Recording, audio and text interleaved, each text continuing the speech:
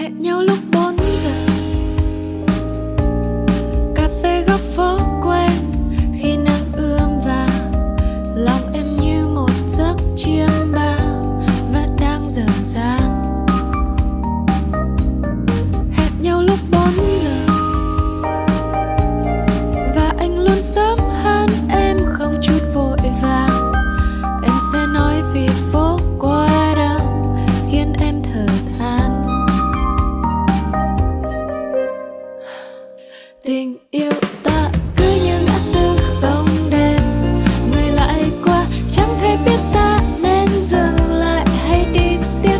Cứ như thói quen ta thường nhìn nhau trong nghi vấn. Tình yêu sao cứ như ngã tư không đêm, chẳng ai hay thế nên chúng ta thôi đừng bàn chuyện tương lai. Cứ vui với nhau bây giờ cũng đâu có sai. Hẹn nhau lúc 4 giờ, nhiều khi chẳng để nói nhau câu gì, cùng nhau ngắm nhìn những lung linh cuối nơi hoàng hôn. Và rồi tới 9 giờ thì em cũng muốn anh đưa em tới nhà, ngập ngừng nơi hè phố vắng tanh. Anh có muốn tình yêu ta cứ như ngã tư không đêm, người lại qua chẳng thể biết ta nên dừng lại hay đi tiếp. Cứ như thói quen ta thường nhìn nhau trong nghi vấn. Tình yêu sao cứ như ngã tư không đêm, chẳng ai hay thế nên chúng ta thôi đừng bàn chuyện tương lai. Cứ vui với nhau bây giờ cũng đâu có sai.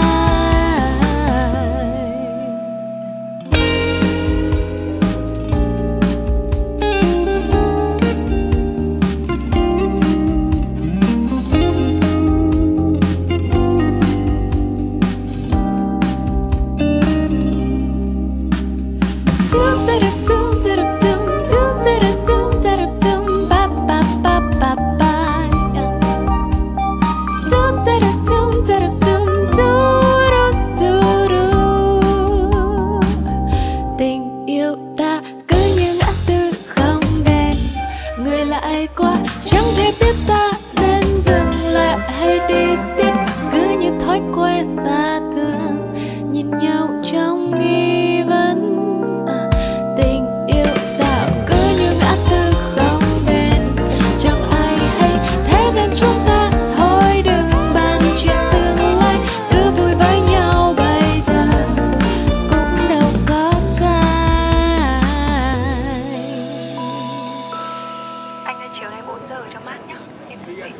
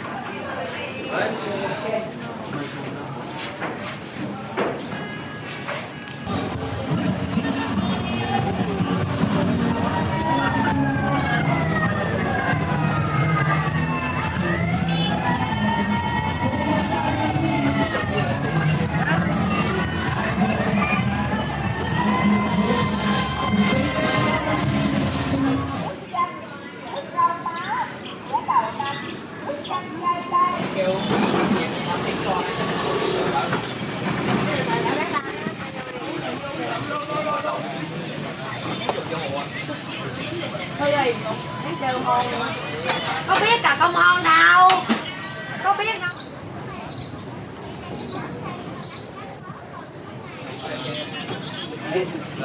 Chính người chơi với biểu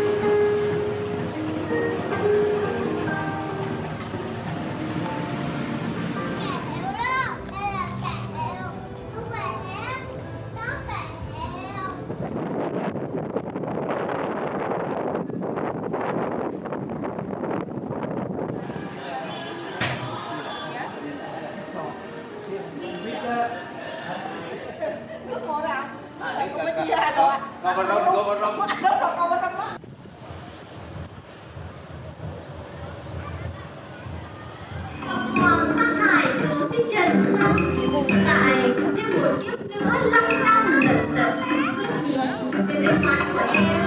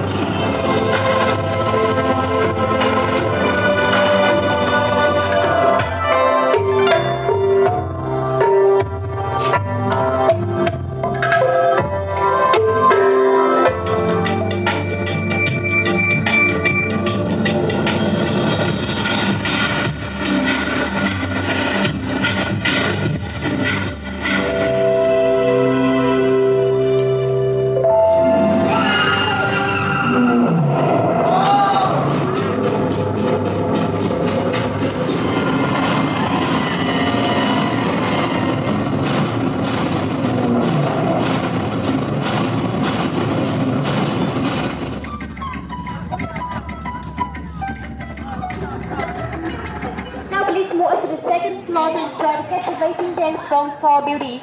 This and now please stand here to enjoy the mini show. Thank you for coming Hoi An Memories, Stop of Travel Entertainment Destination by World Travel Awards. Thank you.